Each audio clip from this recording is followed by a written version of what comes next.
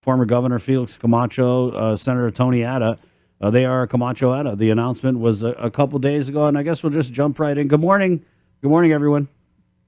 We'll just jump right in. I guess, Gov, if we could start with you. So you made the announcement a couple days ago. I'm pretty sure the last 48 hours have been a wild ride for the Camacho Ada team. Care to share the details with us? Yes, it's things have moved very quickly.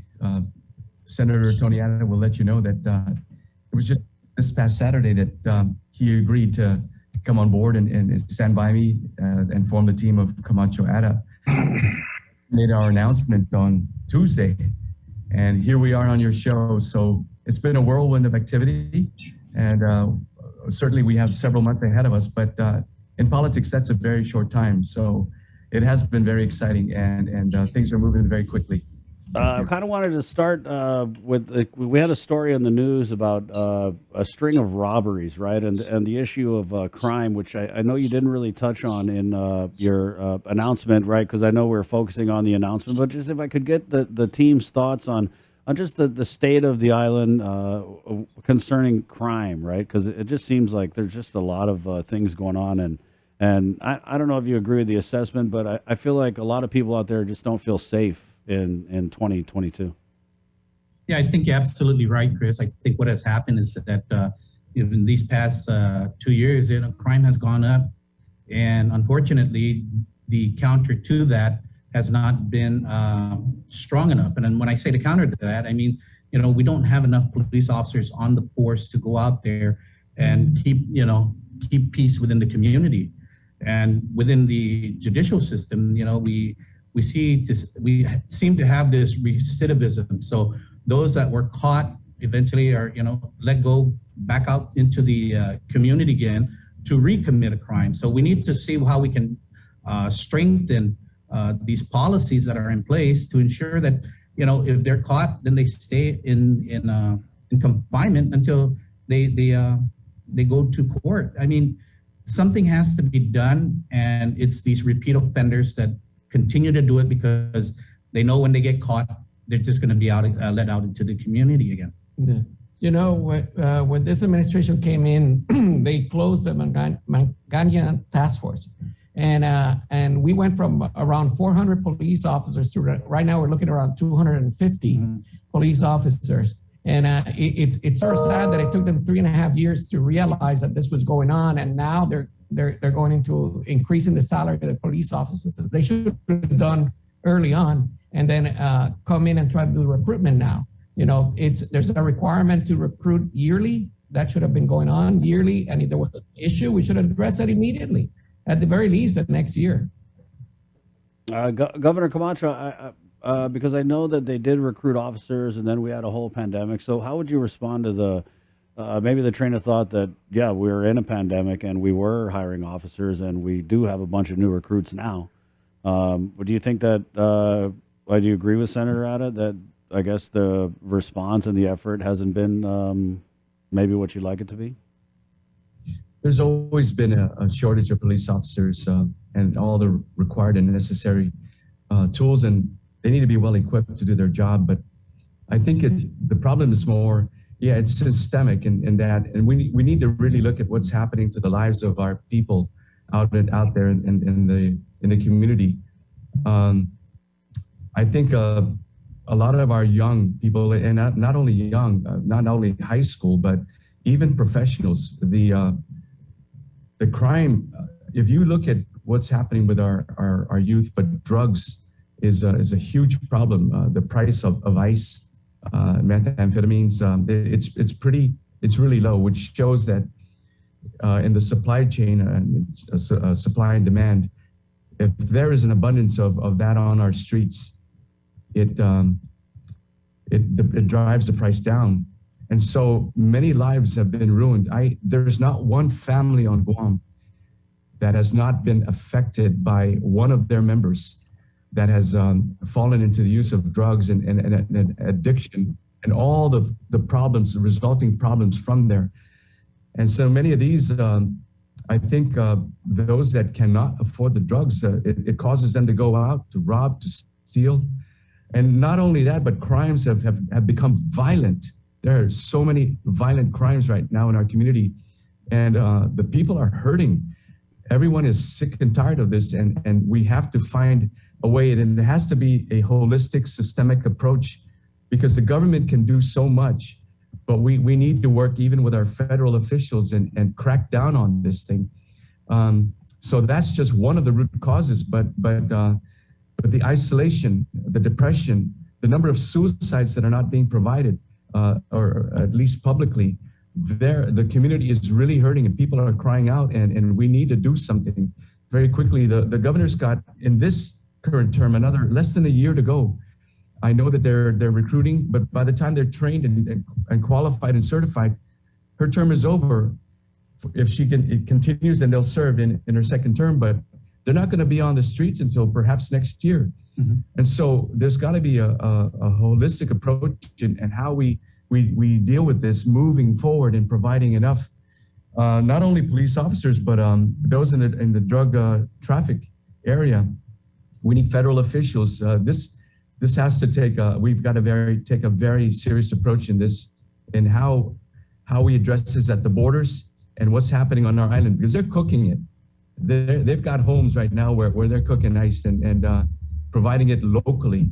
So we know that's the situation out there. Gov, when you talk about a holistic approach, right, and I see the administration, they're making moves on the recovery front, right? But as the party chair Juanan mentioned, the dismantling of the Mandania Drug Task Force, I kind of feel like I get it that we definitely need these recovery options, and our people need the ability to seek treatment, right here on this island. But does all that matter if we're not going after the very people, the big drug dealers that like a Mandania Drug Task Force would normally target? And I guess if elected, would you reinstitute kind of like a Mandania-ish type of task force to fill the gap?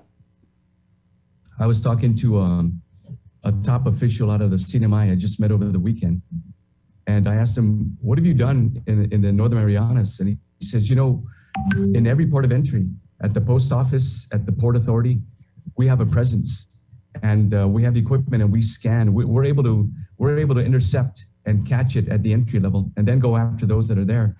I know that there's certain restrictions that we have here on Guam as it relates to even the post office, because it's coming in via the mail.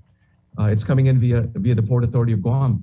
So we need to engage and establish protocols and ways to work with the federal officials to give us the authority to catch it as it comes in. Because once it slips out, even that prosecution and how the prosecutors with the AG's office would have to prosecute these guys, the evidence and all that's required is really, really, really difficult. And so when I say holistic, systemic, we've got to work with our court system, we've got to work with the postal officials, we've got to work with the Port Authority, and we've got to strengthen our laws that give our law enforcement authorities and those that are responsible in intercepting it to go after it at the source before it gets out into the community, and then officially prosecute those that are there. We do need to go in and really take a serious approach at what's happening here locally. Chris, as well as I do that the drug ring here is very, very strong. They're very, very intimidating. They're very intimidating to many people out there.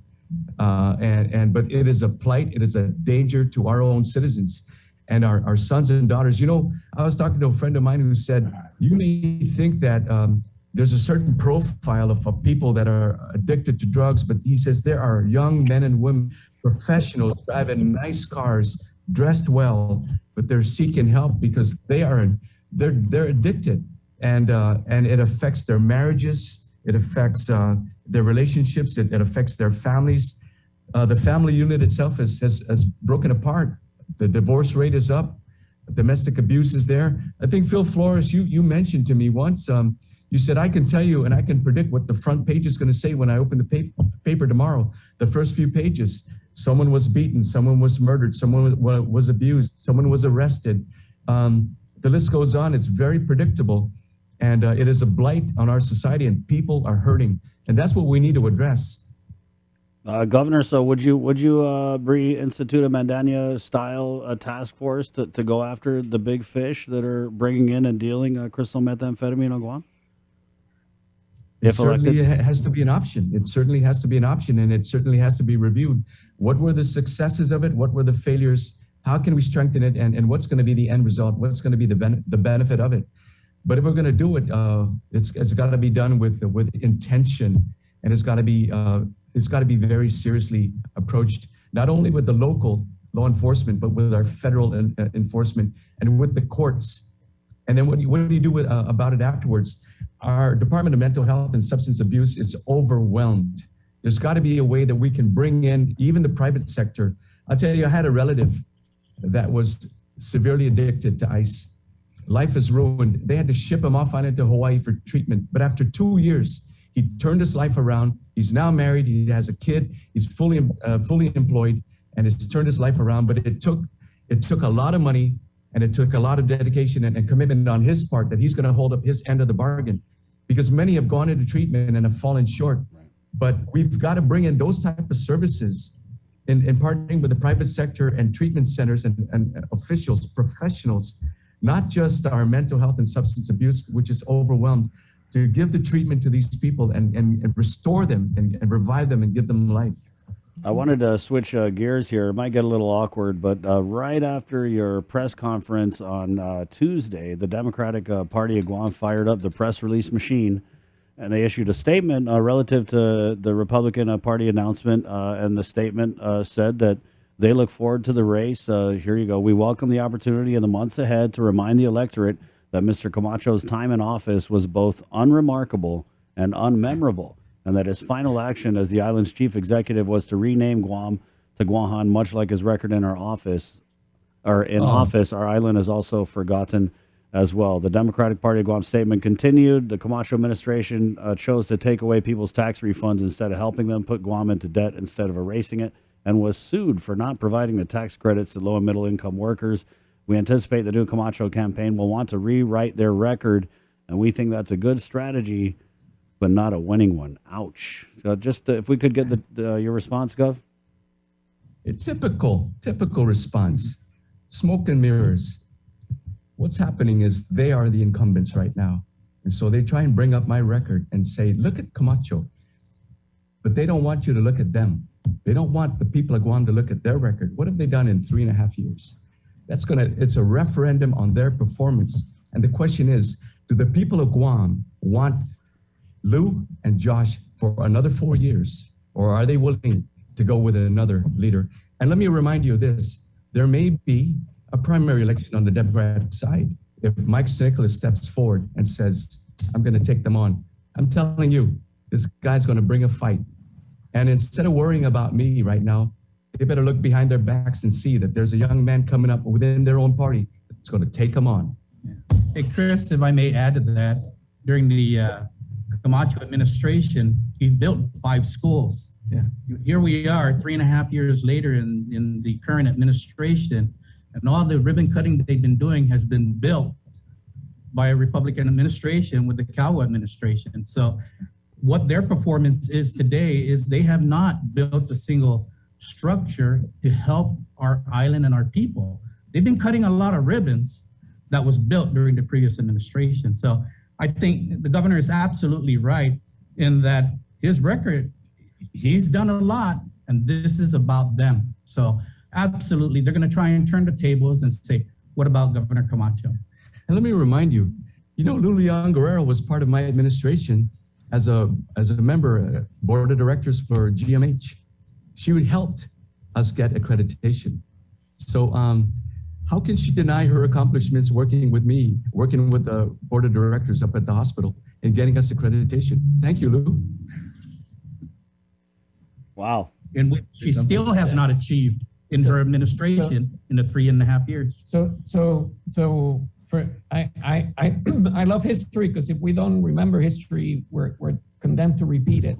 Yeah. And reality is, when Governor Camacho took office, we had just had 2 typhoons and an earthquake. the federal government was conducting, and the FBI was conducting investigation and prosecutions against members of the cabinet of the prior administration. The matching by FEMA on federal programs was 50% because they no longer trusted us.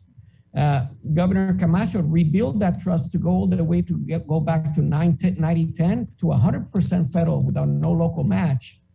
And as he stabilized the economy, we went from having Hanan Taki under the prior administration, having no power and very little water for people to drink and eat.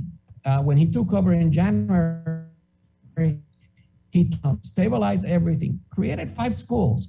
But not only that, created the Tinian High School to be the school, the Tinian High School, to be the school where the students were to go while they were fixing the next school. The idea was to continue to fix all the schools in Guam. You have a rotation system, so there's no school that's derelict and forgotten.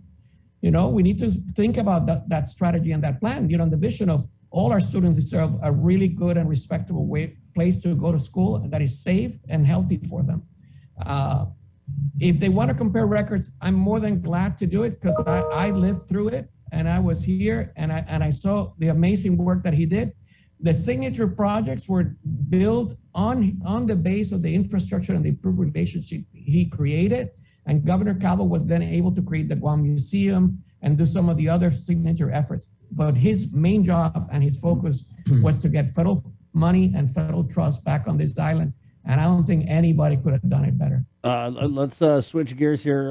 Governor Camacho, in the press conference, I know that you kind of had touched a little bit on the pandemic. You had said that fear was dividing the community. You talked about mandates dividing the community. You mentioned the mask. You mentioned the vaccine mandates. But when further pressed by media, I noticed that you didn't really take a firm stance or give an answer. And so I'm really just trying to contrast here because I know that Republican-wise, a lot of Republican elected leaders are really calling for an end to these mandates, whether they be mask mandates or vaccine mandates. So just again, I want to ask, if elected, if these mandates are still in place, would you lift the mask mandate for Guam or the vaccine mandate, or just how would you change things up, the restrictions and the protocols that we're living under now? Well, certainly, as I mentioned, first of all, we're just in a month right now, February. I anticipate that the governor and lieutenant governor may begin to lift some of these things. But if they're still in place, I certainly would like to look at all the executive orders and look at this emergency declaration that we're still in after 2 years. And I believe that we need to remove and start dealing with these mandates that have been imposed upon the people of Guam. The people of Guam are tired of this. They want to be given the choice. The business establishments would like to, using proper protocol and science, as they want to call it, make the decisions on how they want to allow or treat their customers. But I certainly am looking forward to it, that if it is still in place, I would give serious consideration to lifting the mask mandates, to dealing with and eliminating these vaccine requirements, and let the people with their physicians make the choice on whether they want to be vaccinated or not, and stop this division that if one is vaccinated and one is not, that they can or cannot enter an establishment, that they can or cannot gather together as families. As I said earlier, that we have been separated for far too long, and the social ills that are there are evident.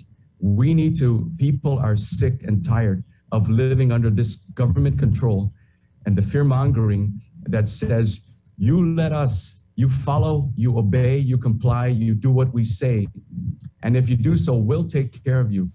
Big government cannot continue to take care of our people. And we need to live, we need our freedoms, we need our liberties reestablished, and we need to take government out of the lives of our people in trying to control what we say, where we go, what we do. I wanted to, while we're on the pandemic, your administration wrote the pandemic response plan, Governor, and I know procurement has been a big issue during this pandemic. I guess just your thoughts on those two issues. Yeah, I think back then it was with the avian bird flu. There may have been some other issue that came up, and it was established working with public health, then to establish the proper protocols. What the governor has done from then on, did they take it because and amend it? Did they implement it? I'm not too sure how they handled it, but certainly they have used. I think they followed the mandates. They followed the narrative. They followed everything the Biden administration has implemented, and most of the blue states in the United States of America. So Guam has followed their lead. But I think we can look at the success stories of other states that have done well in allowing their people to live freely and businesses to flourish and their economies to thrive.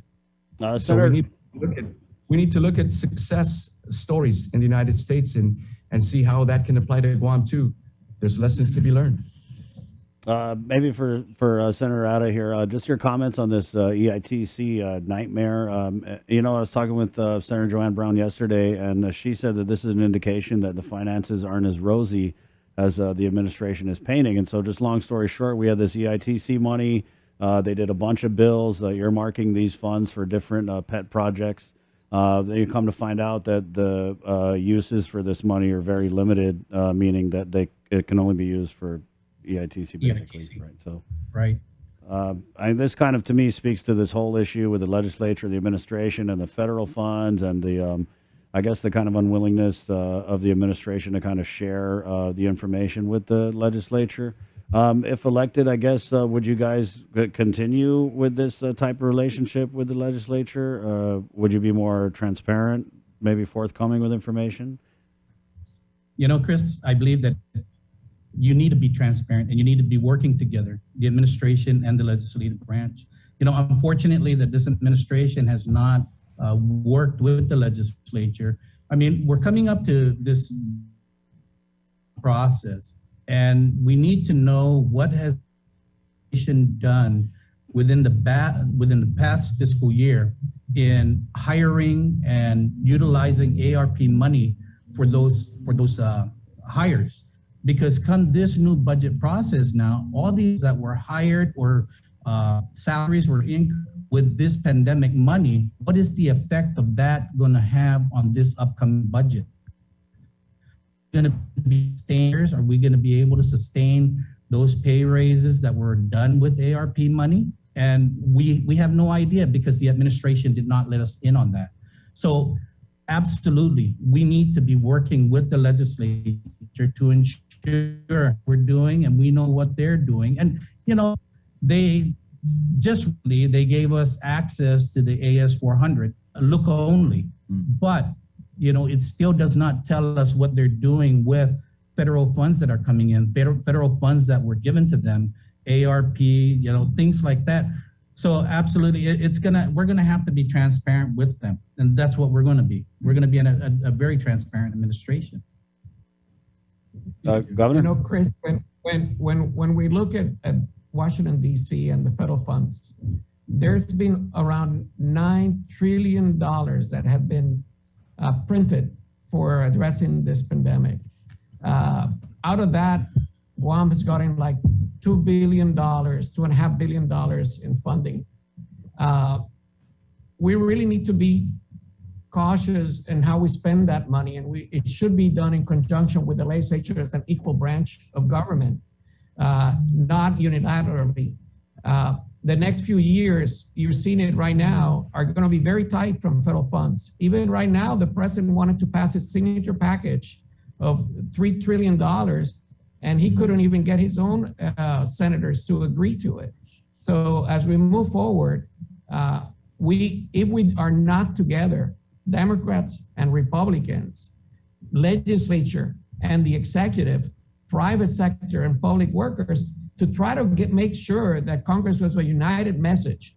This is the type of a system we need. We're not going to see a lot, and we can't continue divided. We need to figure a way that we can unite and work together, and that's what we feel the Camacho Ada administration is going to bring. It's going to bring working hand in hand with that legislature.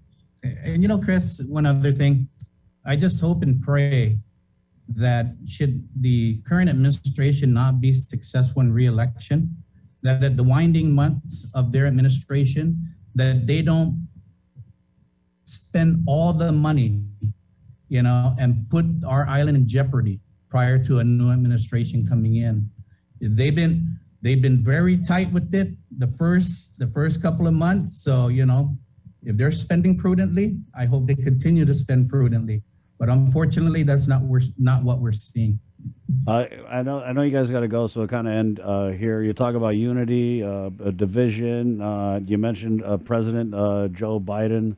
Do you believe that he's a duly elected president, Governor Camacho? Yeah, that's what do they refer to him as, number 45. I think he's a disaster. If you look at what's happened in America and the unraveling of it, it's terrible. That is he duly elected? Of course, they had the election process, and if you go by what the law is there, he's been inaugurated. But I really do believe that there was a lot of corruption that was involved in the election, and I believe that what the people of America are pushing for is for the truth to be revealed, is for truth to be exposed. And I think you're going to begin to see by certain states, state by state, whether it be Arizona, Wisconsin, other places that were in dispute, that perhaps there are cases that are starting to come forward, and whether or not it was valid will have to be proven in the courts. Yeah. That being said, though, Gov, Juan, I'm sorry. Duly elected or not, he is the president of the United States. He's the person that's making the decisions for all of us, and he's leading this country through this process.